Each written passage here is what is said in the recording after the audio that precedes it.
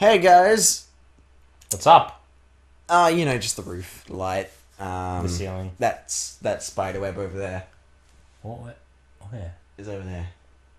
It's also over there. There's like a few of them. Anyway, I see. welcome back to Birth by Sleep. We are apparently surrounded by spider webs. Yeah, interesting story. You may continue. Interesting story. Damn right I win, you shit. Everyone woke up on Christmas Day, right? We came in here because this is where the tree was, and all the presents were. Shut up, you little shit. On that wall up there was a massive. Well, it wasn't that massive, but it was probably like the size of like your wrist in width and stuff. Yeah. And it was up there, and it was just chilling out. And Did you give it a wish at a Merry Christmas? yep. And then we let it outside, and we let it go on its way with a Merry Christmas. Yeah. Wow. Yeah. And that's all. That's the story. My That's the whole story. That's why there's cobwebs everywhere, by the way. my favorite Christmas happened a few years ago. I think this would have been the time you would have been in Melbourne. It was raining, but it wasn't just raining. It was raining hard. Like the curbs were flooded. You know. Do you remember that really rainy Christmas? Yeah. It was a few years ago now, but yeah, because I was in uni, and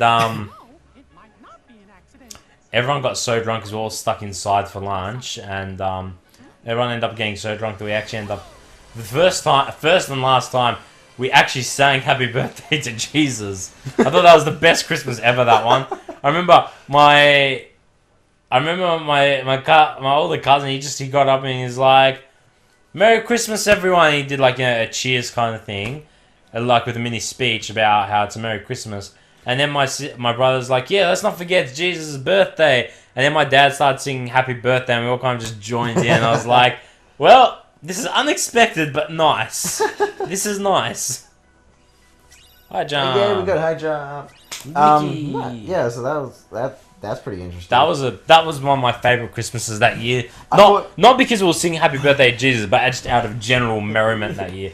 We had Michael Bublé on all day. I thought you were gonna say because how you said it was flooded everywhere and stuff like that. I thought you were gonna say that you actually got drifted away in the current of the flooding. Interesting you bring that up. You see a guy just on his back like a toe. He's like, oh. Is this where I'm going? Yeah, that's where you're going. Interesting that you bring that up though. When I was younger, this is years ago when I was in primary school, so you weren't here. Years ago when I was younger, there was a one of those days, it was flooded. It wasn't just flood though, it was raining. Yep. I was in high school, I was like year 7, I was pretty short. But I had a friend, she was shorter than me. I went to an all-boys school, but where the bus let off to drop me off home was right next to an all-girls school, and I had a few friends there, and we all lived on the same street, so we used to all walk home, a bunch of us. Me and the girls, and one of them, she was shorter than me.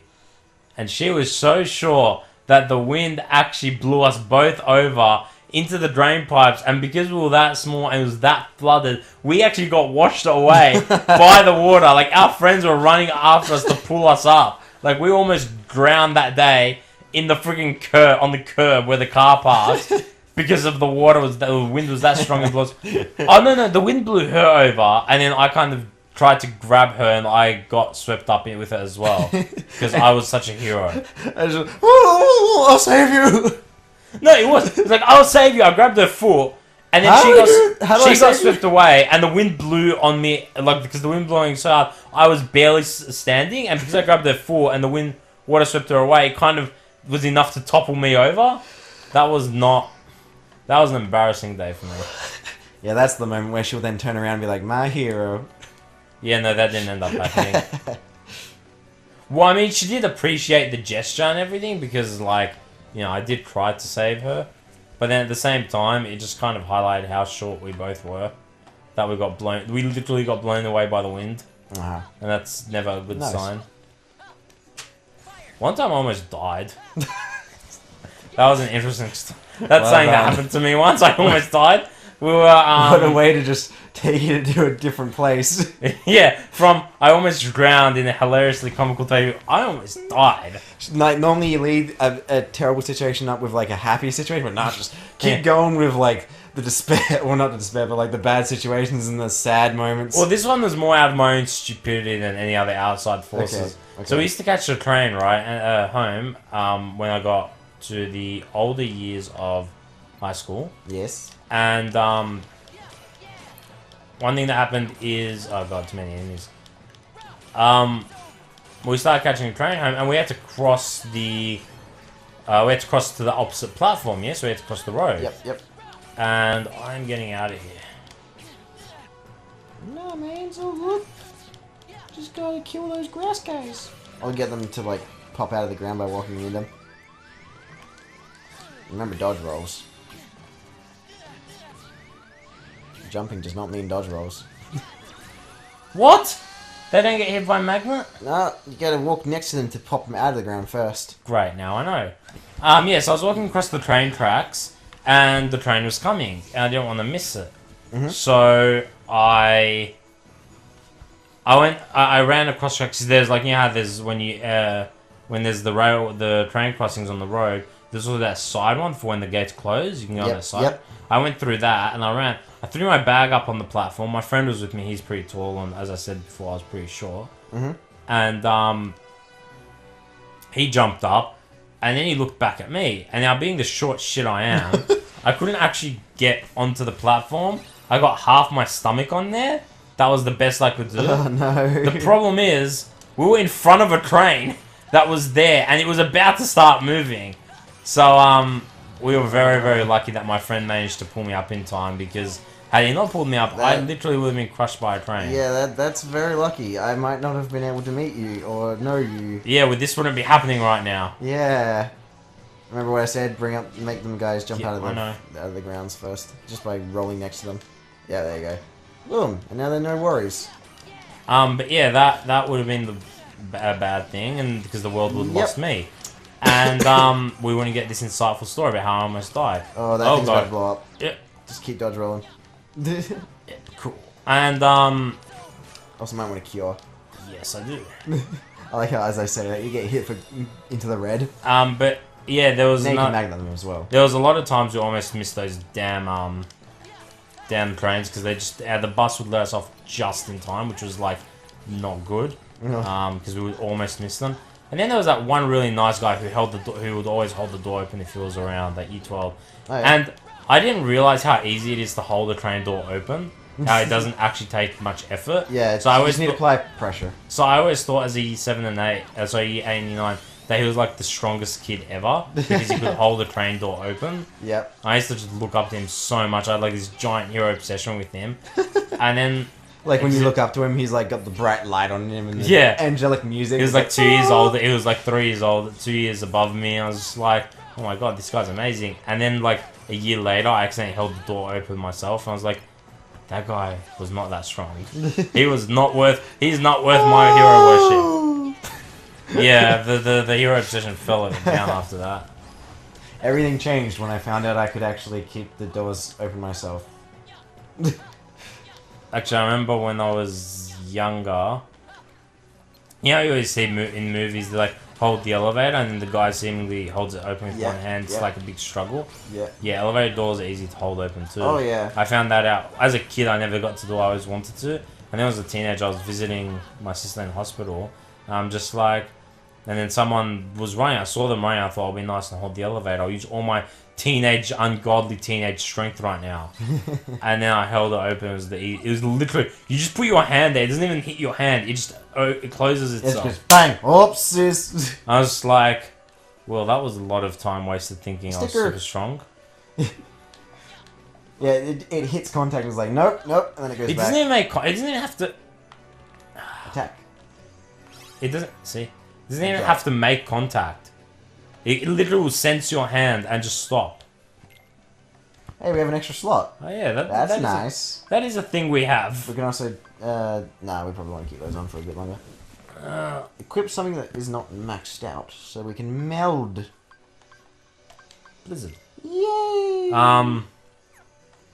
Yeah, a lot of things you think as a kid you need to be strong to do. No, you really don't. Elevator doors, train doors. Now it's just like effortless. Although, if now you look like the strong one. Yeah, I was gonna say if I ever have a kid, I want him to think I'm the super strong guy. Yeah, perfect. I want him to think I'm the super strong guy that can hold the train door open with one hand. And then I'm gonna disillusion them and be like, guys, I'm really weak. Look, you can hold the door open with one hand. You can hold the door open with your head. With your head. Remember, just dodge through those. You have invincibility frames as long as you're pressing square.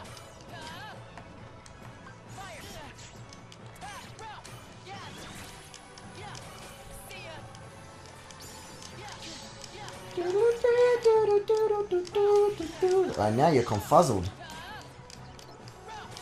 Backwards, left, and left is... Oh wait, backwards, forward, and forward is backwards, and left is right, and up is down, and down is up, and... And I'm no longer confuzzled. Now you're no longer confuzzled. Yeah, hit him, hit him, hit him. Get it! Get it! I remember when I was a kid, I don't know why I was remembering wrestling now.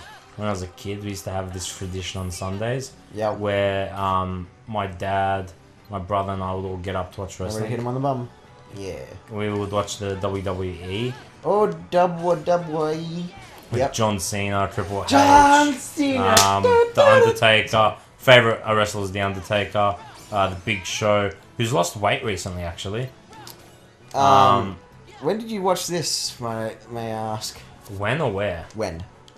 When I was I would have been 5, so like really like late 90s, early 2000s. Huh. I started getting into WWE at like when my friends started introducing it to me at like year 7. Oh, and then wow.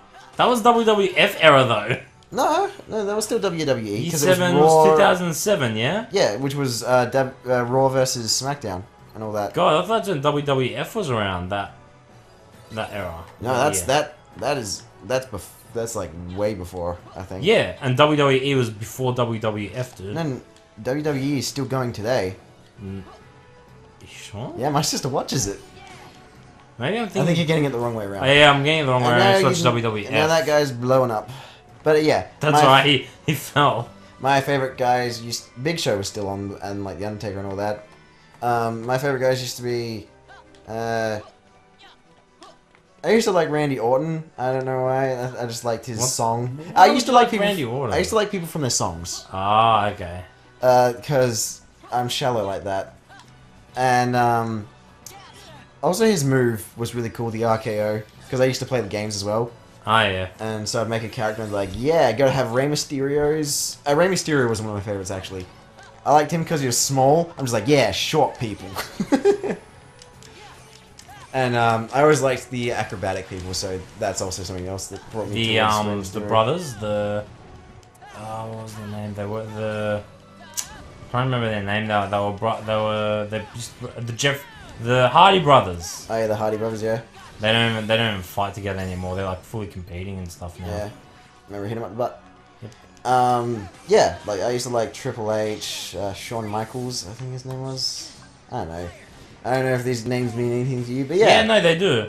I stayed fairly relevant with. I will hit you.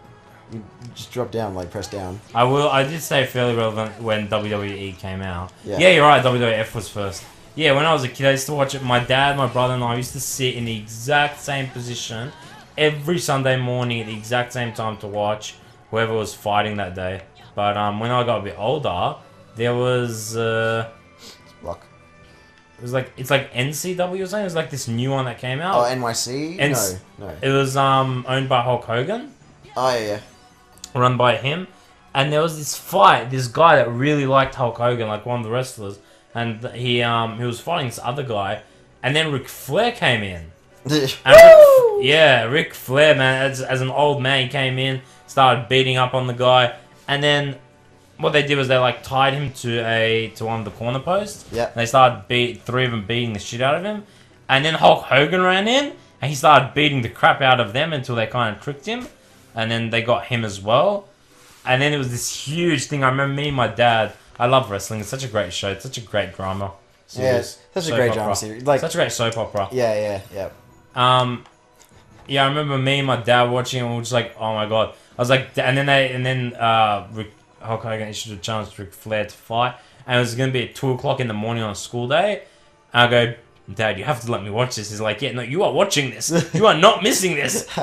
And then it was really funny because my dad woke me up at 2 o'clock in the morning to watch this fight, and then he fell asleep halfway through the fight, which was Ric Flair and one of the new guys, and Hulk Hogan, one of the new guys. I don't know their names. And then he wakes up at the end, and there's about 20 people in the ring on the floor, and one guy just standing above them all. Because what he didn't realize was during the fight, people kept coming in to back up another team. So Battle Royale. He falls asleep. There's 4 of them in there. He wakes up. There's 20 guys on the ground, and one just standing there. He's like, "What the hell did I miss?" I'm like, "Oh, you missed something special." Battle Royale. Anyway, that's the end of this episode. We've gone 5 minutes over pretty much. Yeah, that's fine. Alrighty. We'll catch you guys next time. We get to meet these two. We get to meet Zaldin and Luxius as real people, not nobodies. Yay! Yay! Goodbye.